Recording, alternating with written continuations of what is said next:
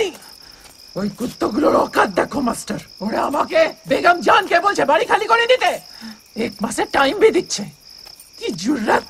শান্ত হও বেগম জান, কারুর কিচ্ছু করার নেই, অর্ডার অনেক উপর থেকে এসেছে। যেখান থেকে আসুক মাস্টার, ইতনি মজাল 1 মাসের টাইম দিচ্ছে। হ্যাঁ, তোমার পার্টিতে জানাশোনা আছে না মাস্টার?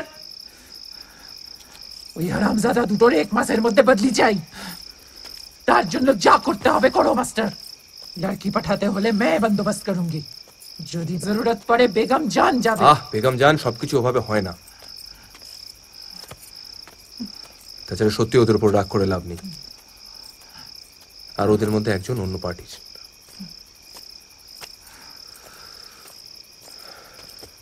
যাই হোক, আমি দেখছি কথা বলে অন্তত একটা স্টে অর্ডার বার করে কোনো প্রফেশনাল পুনর্বাসন বা কিছু একটা। অনেকক্ষণ তো পেটে কিছু পড়েনি, আর এরপর পড়বেও না।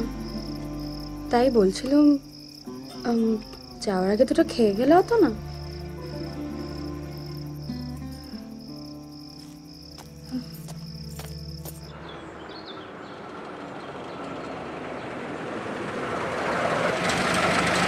করাচিতে টেলিগ্রাম করুন। যে টাকা মঞ্জুর করা হয়েছে তা থেকে অনেক বেশি টাকা লাগবে, ওতে হবে না। কারণ যতটা এরিয়া কভার করছে ম্যাপ, তো বর্ডার চেকপোস্ট বসানোর অনেক অনেক বেশি টাকা লাগবে, ওতে হবে না। হ্যাঁ, আর সব থেকে গুরুত্বপূর্ণ হচ্ছে যে কার্ডটা আমরা ব্যবহার করবো বর্ডার চেকপোস্ট বসানোর কাজে, সেই কার্ড।